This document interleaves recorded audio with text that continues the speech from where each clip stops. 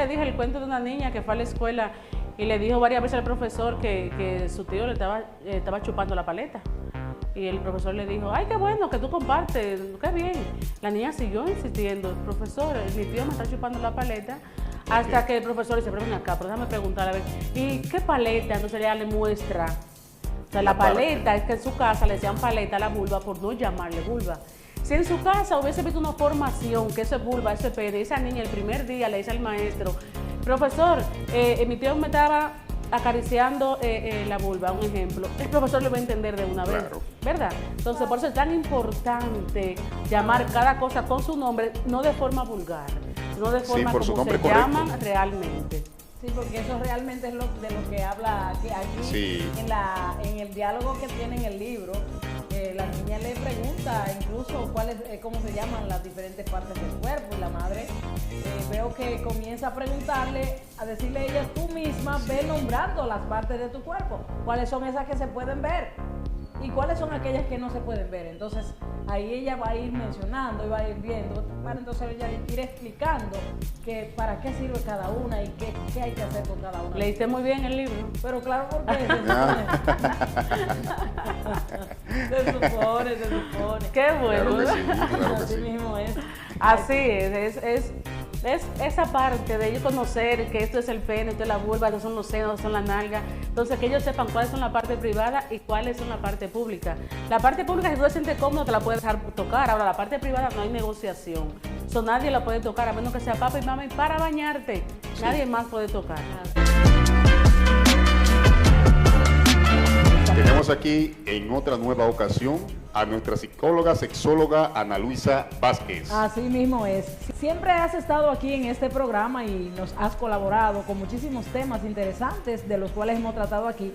Pero, ¿dónde estás tú ubicada? ¿Dónde estás trabajando? ¿Qué estás haciendo? Bueno, psicóloga ya a nivel de privada. Trabajo en la clínica del doctor García en Peralvillo como psicóloga sexóloga. Y ya a nivel de psicóloga escolar estoy en la Fray Pedro de Córdoba, porque soy psicóloga clínica realmente, pero hice una habilitación docente y caí por una u otra razón en la psicología educativa. Pero en un futuro pienso dedicarme totalmente a la psicología clínica. ¿Qué tiempo llevas desempeñando tu profesión? Bueno, me gradué en el 2010. En ese tiempo yo tenía un año trabajando en un colegio salesiano de monjas en la capital, en el cual entré como tutora de 2 niños especiales y terminé siendo la encargada del departamento de psicología. Luego de ahí trabajo en CONANI como agente emocional. Luego paso a la 42 del Capotillo a una escuela y después llego a la Fray Pedro de Córdoba, en la cual yo tengo 5 años.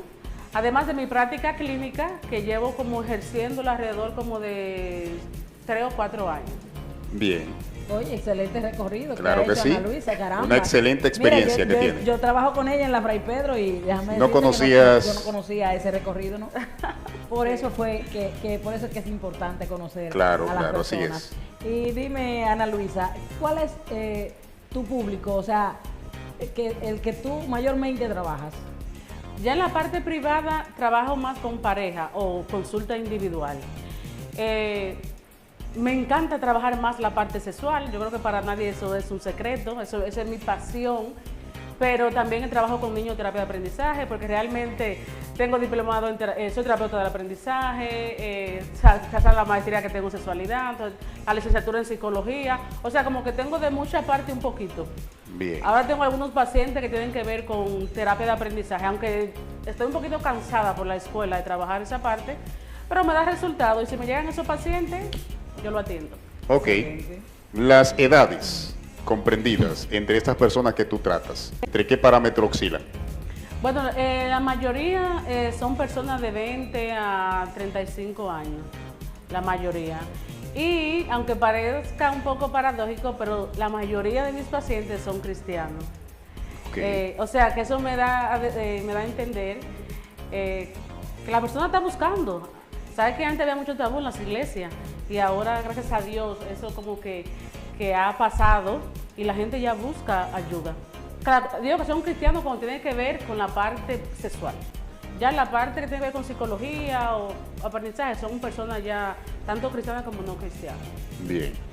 ¿Cuáles son esos casos que tú atiendes con mayor frecuencia? La pareja, esa falta de comunicación en la pareja, la falta de comunicación sexual, o sea, no se entienden. La mujer anorgásmica, mujeres que nunca han tenido un orgasmo, y cuando uno investiga se da cuenta que es por la falta de formación, que no es porque tenga ningún problema más allá. Esas son la parte general, la que más atiendo. ¿Qué es lo primero que tú percibes cuando ellos llegan donde ti con una situación como esta? Bueno, si son personas que son criadas y nacidas en alguna religión, se ve mucho la falta de formación o esos traumas que a veces pasan, que uno no se da cuenta. O sea, una educación totalmente estricta que tiene que ver con sexualidad, que afecta a futuro cualquier relación de pareja. Si tú creciste escuchando que la mujer vale por su ejemplo, por su imagen, que tiene que tener eso como si fuera algo, la sexualidad como algo negativo. Cuando esa persona se casa, por más que se quiera abrir en el tema de la sexualidad, es un poquito difícil porque ya ese chip está integrado. Entonces es como borrar, ustedes la que saben más de tecnología, es como borrar toda esa parte y volver a formar y darse cuenta que son pareja y que tienen que hacer cosas que ambos se sientan bien, independientemente de la formación que traigan, porque si no, ¿en qué se va a basar su relación sexual? O sea, son patrones instaurados. Sí. Entonces hay que trabajarlo. A veces es un poquito difícil, porque por ejemplo cuando hay que tocar los temas que tienen que ver con masturbación, todavía hay muchas iglesias que el tema no se habla, es un tema totalmente negativo, un tema tabú. Entonces, es una persona que, mira, la mayoría de la terapia en sexualidad, la mayoría inician con masturbación, o sea, que es conocerse el cuerpo o autoestimulación. Entonces, cuando llega una persona, lo primero que te dice, yo no me masturbo, entonces tú dices, ¿cómo lo hago? ¿Entiendes? Entonces, empezar a formar, incluso incluir a la pareja, ya para que la persona no se sienta mal, tomando autoestimulación, sino incluir a la pareja para que sea la pareja que nos ayude en ese proceso. Ok. Los temas con los niños, ¿cuáles son esos temas que tú más has tratado con relación a los niños? Bueno, actualmente la problemática con los niños es que va a depender mucho de los problemas o de los no problemas de los padres. Realmente un adulto tú lo trabajas directamente, pero el niño obligatoriamente tiene que trabajar papá o mamá, porque casi siempre el problema que tiene el niño viene a través de la formación papá y mamá. Pero ahora por lo menos estoy viendo mucho esa hipersexualización, en el cual los niños de 9 años ya están experimentando, ya están tocándose, incluso ya se están masturbando. Entonces uno se sorprende, como que en 9, 10 años, un niño de 10 años te diga, yo soy un hombre, o sea, yo me puedo masturbar. Entonces tú dices, ¿en qué vamos? Pero cuando tú llamas a los padres te das cuenta que la tablet de ese niño está lleno de pornografía. Entonces tú como psicóloga, como sexóloga, ¿qué tú tienes que hacer ahí? El papel realmente lo tiene que hacer papá y mamá. Por eso digo que casi uno nunca tiene que trabajar directamente con el niño, sino con los padres. Bien. Entonces, aquí entra la parte de Mami, háblame de la sexualidad. Un contenido totalmente de valor. Así es. ¿Qué fue lo primero que tú pensaste cuando iniciaste a redactar el contenido de este libro? Mira, me fue mucho más fácil redactar ese libro porque soy madre. Y pensé, ¿qué conversación yo tendría que tener con mi hija al respecto? Aunque ella me dice, mami, ya yo me sé eso, porque le hablo tanto. Ya yo me sé eso, mami. Entonces, trabajo en la escuela y digo, pero no hay ningún material en el cual trabajar prevención de abuso sexual infantil. Y todos los meses de abril trabajo ese tema porque es el mes de la prevención del abuso. Entonces dije, ven acá, pero yo tengo la competencia para escribir un pequeño cuento en el cual otra psicóloga, los padres, porque es también para escuela y para padres, tengan herramientas cómo trabajar con sus hijos. Entonces ahí me surge en un ratico una conversación entre una madre y una hija de cómo cuidar su cuerpo. Y hasta ahora los padres me han escrito, me han dicho que tenían deseo de hablar con sus hijos y no sabían cómo y que ya empezaron con el cuento. La gente cree que no, pero hay una alta tasa de niños que son abusados sexualmente. Y es un tema como que no se habla. Sí. Entonces uno que está en lugares que hay niños y que trabaja en consulta, uno se da cuenta que eso es algo muy común y que hay que hablarlo para que los niños sepan cómo cuidarse. porque todo tiene, vamos a decir que el 90-95% de los padres, de los tíos, de los abuelos, de los vecinos, son personas responsables y personas sanas. Pero hay un por ciento de padres, padrastros, tíos, familiares cercanos que lo hacen. Entonces, si los niños saben ya que no, eso no está bien, eso ya es mi parte privada, es mi parte privada, entonces ya hay una forma de que ellos puedan por lo menos denunciar antes de que las cosas pasen a mayores. Sí. ¿Has tratado tú casos como este de niños que sean abusados por sus familiares? Sí, he tratado casos, incluso he tratado casos de niños que fueron abusados a los 7 años y esos niños han hablado con los padres a los 15, a los 16 años, que nunca pudieron hablar con papá y mamá, muchas veces por miedo, por amenaza, por culpa, porque hay muchos niños que dicen, bueno, yo no debí ir a tal lugar. Le dije, pero era tu primo, era tu tío, era tu papá. ¿Cómo tú ibas a pensar que esa persona te iba a hacer eso? Entonces, sí, concientizar. Entonces, hay lugares que hay la falta de tiempo de los padres y una educación tan rígida que a los niños les pasa algo y mejor prefieren callar antes de decirlo porque saben que no le van a creer. Así mismo. Entonces, con eso no se juega. Tú me lo dices, yo investigo. O me voy más allá a ver qué es lo que está pasando realmente. Sí. Por ejemplo, en tu centro de trabajo, el centro educativo donde tú laboras actualmente, sé que tal vez has encontrado casos como estos, ¿no? Donde hay niños que tienen temor de hablar con sus familiares porque tienen miedo a que no le crean de lo que está ocurriendo. Pero ¿cómo lo tratas tú? O sea, ¿cuáles son algunos de los consejos u orientaciones que tú les das? Bueno, lo primero que yo hago con los niños allá es trabajar temas formativos. Yo trabajo un tema formativo todos los meses por las aulas. Uno de esos temas es la higienización del cuerpo y prevención de abuso sexual. Ahí le damos recomendaciones a los niños de cómo cuidarse. Ya si nos llega cualquier información de que esté pasando algo en cualquier familia o que el niño se acerque, ya hay que hacer un procedimiento, que nos lo dice el Ministerio de Educación, hay que denunciar. Gracias a Dios hasta ahora no han llegado casos directamente de la escuela, pero si nos llega tendríamos que denunciar directamente.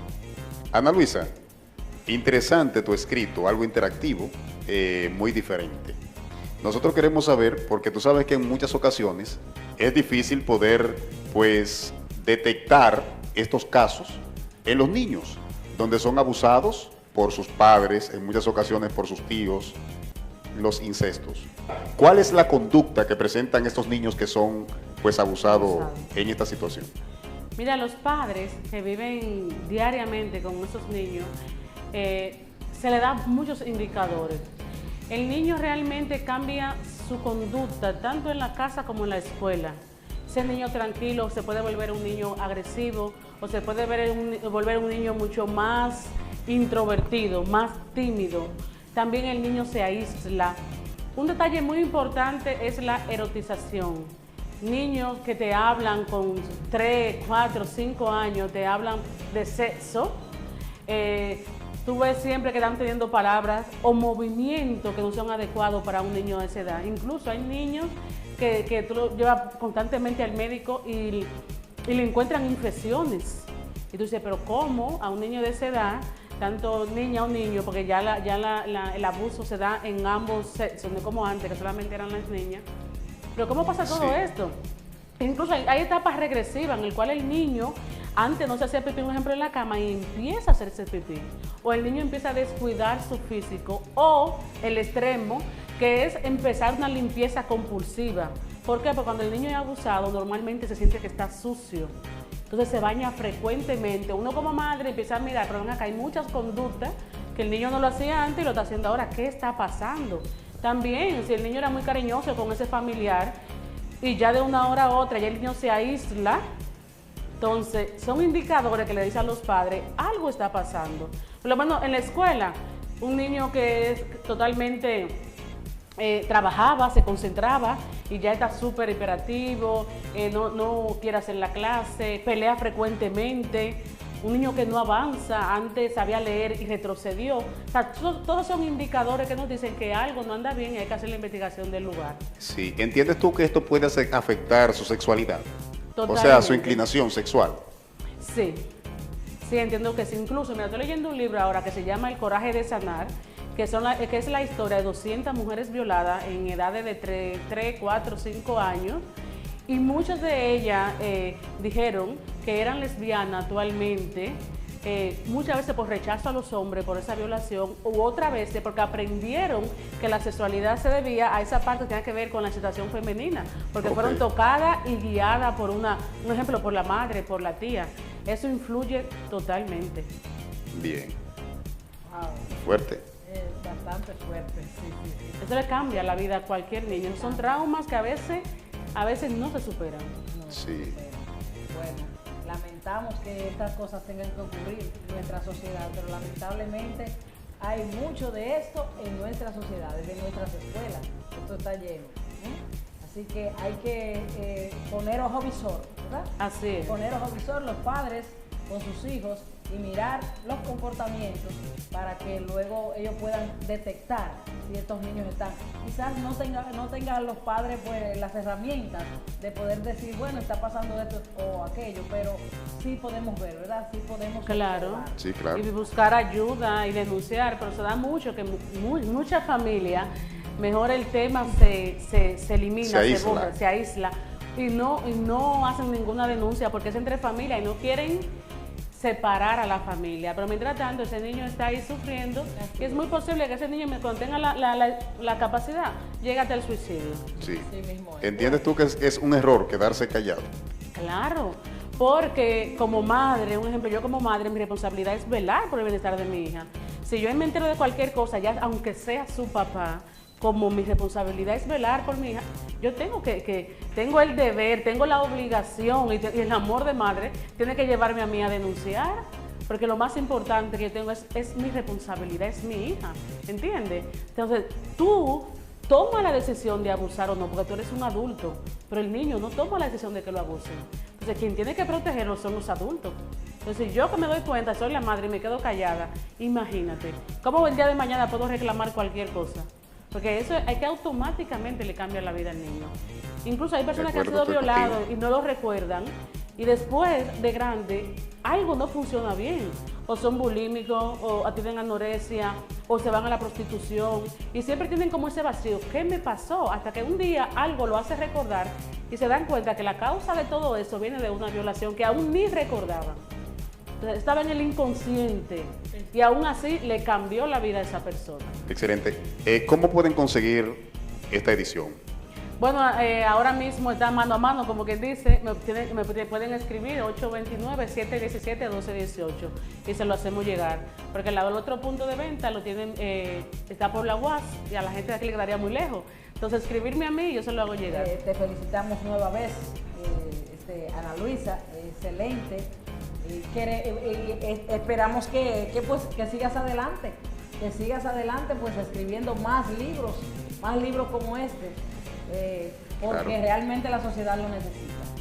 Sí, esa es la idea, que el libro llegue a la mayor cantidad de familias, que los padres tomen este tema en serio, que se den cuenta que sus niños pueden estar siendo abusados y ellos ni idea tienen. Entonces, una forma de empezar esa primera conversación es como esa herramienta para tú empezar la primera conversación con ese niño y que ese niño entienda y conozca su cuerpo y sepa qué debe permitir y qué no debe de permitir con su cuerpo.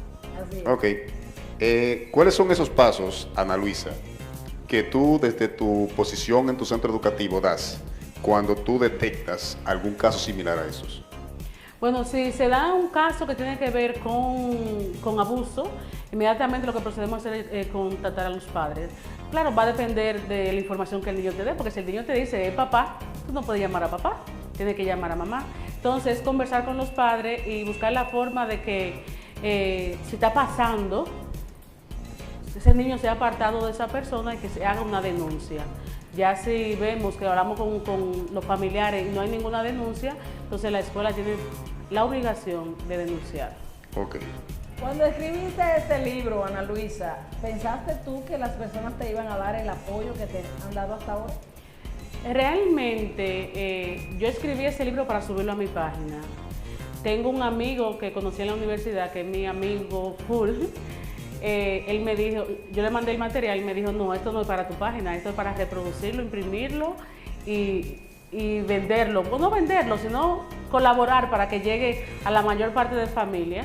Fue la persona que tuviste allá, José Manuel Ortiz, que es el dueño del centro SEATSI, que trabaja también en la parte que tiene que ver con familia, todo lo que tiene que ver con psicología, lo trabaja.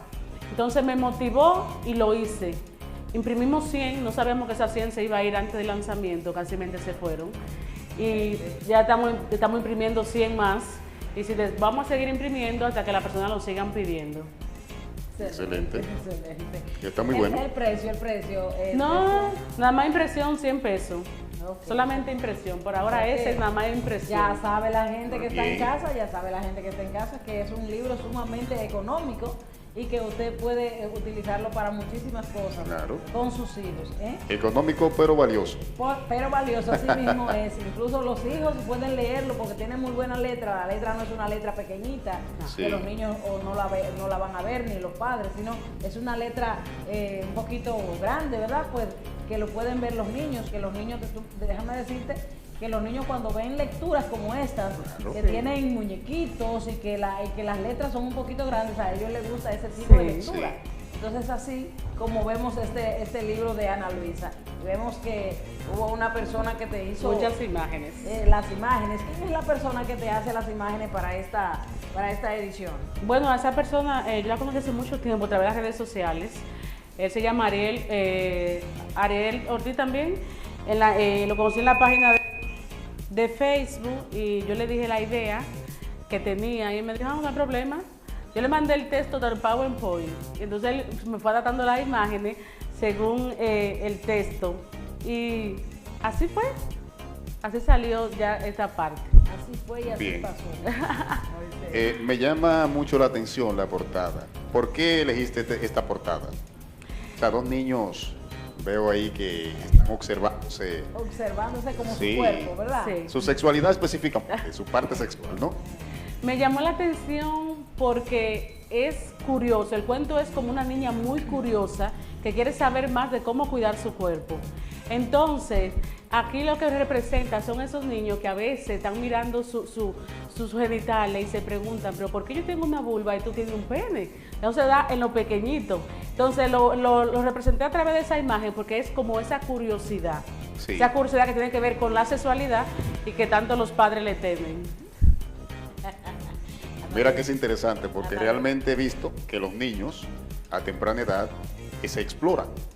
Y es totalmente... Entiendo, Sí, así es, y es totalmente normal. Porque aunque los padres lo ven con morbo, cuando el niño, un ejemplo, está tocando y tiene una erección, Sí. es normal que el niño tenga esa erección, pero ese niño no está pensando en el acto sexual.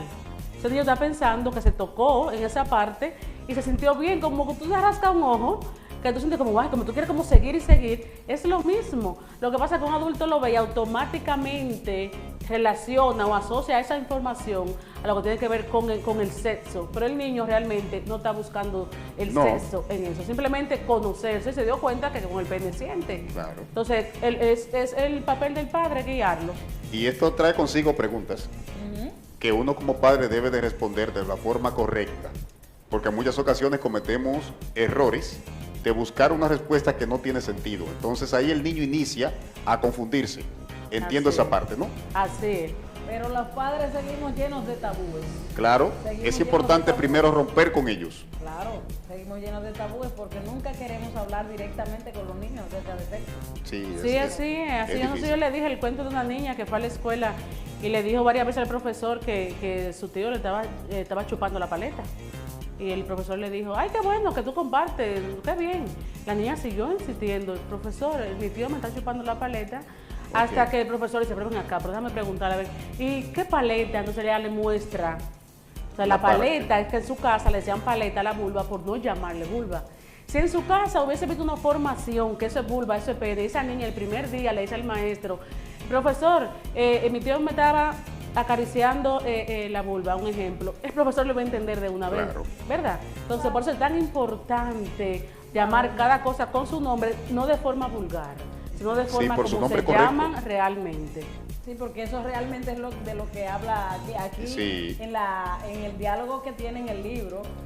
La niña le pregunta incluso cómo se llaman las diferentes partes del cuerpo y la madre veo que comienza a preguntarle, a decirle a ella, tú misma ve nombrando las partes de tu cuerpo, cuáles son esas que se pueden ver y cuáles son aquellas que no se pueden ver. Entonces ahí ella va a ir mencionando y va a ir viendo, para entonces ella ir explicando que para qué sirve cada una y qué hay que hacer con cada una. Leíste muy bien el libro. Pero claro, porque se supone. Qué bueno. Claro que sí, claro que Así sí. mismo es. Así es esa parte de ellos conocer que esto es el pene, esto es la vulva, estos son los senos, estos son las nalgas. Entonces, que ellos sepan cuáles son la parte privada y cuáles son la parte pública. La parte pública, si tú te sientes cómodo, te la puedes dejar tocar. Ahora, la parte privada no hay negociación. Eso nadie la puede tocar, a menos que sea papá y mamá y para bañarte. Sí. Nadie más puede tocar. Así mismo es. Debe ser así. Excelente. Bien. A nuestro público hermoso que ha estado con nosotros esta noche, extenderle como siempre un gran abrazo de parte de nosotros.